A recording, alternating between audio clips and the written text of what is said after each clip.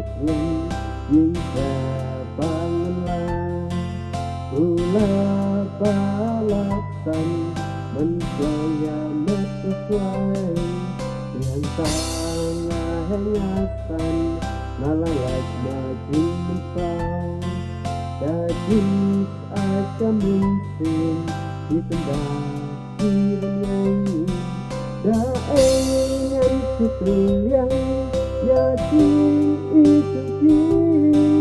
om dan tiada rupa balapan sedang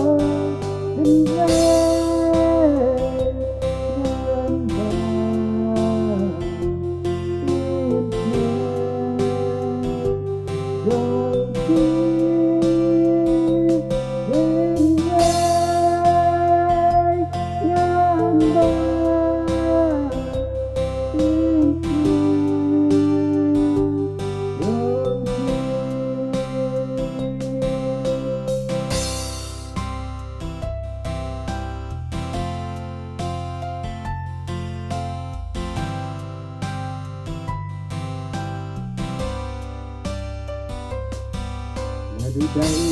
setengah kasih pesan gambar yang bayangin isi dong halaki dong yang tak kenyangan ngalaku mut kumar ikin tim dong si